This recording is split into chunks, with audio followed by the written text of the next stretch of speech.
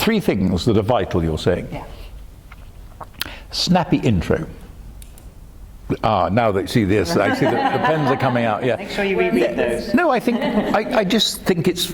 I mean, it's fundamental journalism, isn't it? But it's vital because. Capture their attention. Someone yesterday, when I was doing a talk, had the temerity to read out one of my reviews as if it was being judged. But the review they chose was a review of, I've just written it recently, The Hairy Ape at the Old Vic. And my opening sentence, I'm not holding it up as a model, but my opening sentence was, I think, Eugene O'Neill's 1922 play is a devil to stage.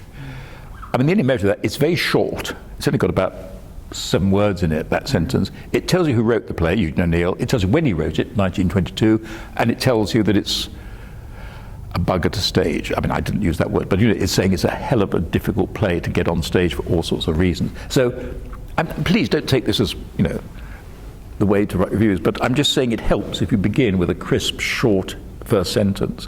If I'd begun by saying, last night I went to the Old Vic to see a revival of Eugene O'Neill's 1922 play featuring a character called Yank, a worker on a ship who gets insulted, blah, blah, blah. If the sentence trailed on into infinity, I think then the reader would have given up and I would have given up. I think you've got to, comes back to what I kept saying earlier about amusing yourself, entertain yourself when writing.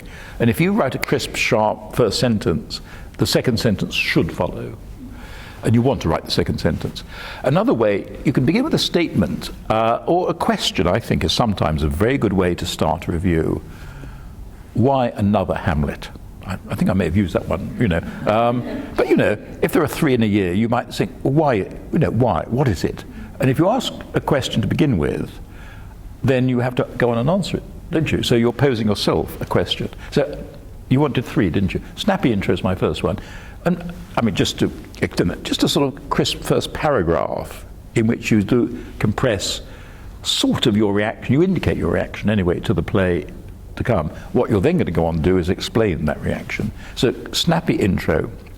I think the second thing I would say very strongly is put the show, the play, in context. And I think that's what criticism in the end often boils down to. It's putting things in context. So you're putting the play or the production in the context of the author's work, maybe, or the director's work, or sometimes the theatre's track record. But I mean, the difference between a critic and the average theatregoer is, for the average theatregoer, every event is a single event, isn't it? You go to the theatre on Tuesday and it's a one-off. For the critic, it's part of a continuing relationship. So what you're doing, I think, is helping the reader by putting it in some background. So, I mean, take examples. Well, there's a new play coming up, isn't there, by Carol Churchill in about 10 days' time. What will readers want to know? How does this relate to Carol Churchill's general output, As far as I can gather, it's a very short play about death.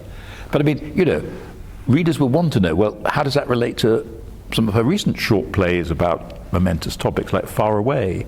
So I think you've got to sort of not just treat it as if it was in isolation, but relate it to Carol Churchill's work in general.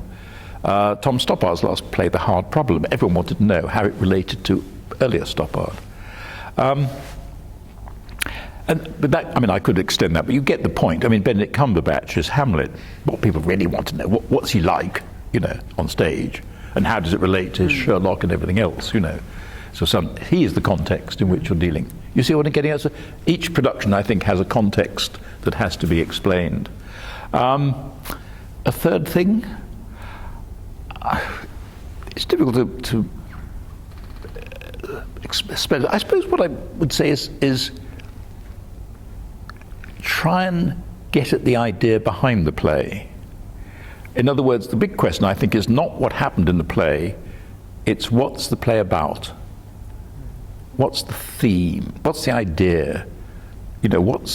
Why this particular subject for Carol Churchill now? I mean, I want to go on and do more than 3 really, but I mean, those are 3 I would seize on. It's the snappy intro, contextualizing the show, and explaining, interpreting it as best you can, what it's about.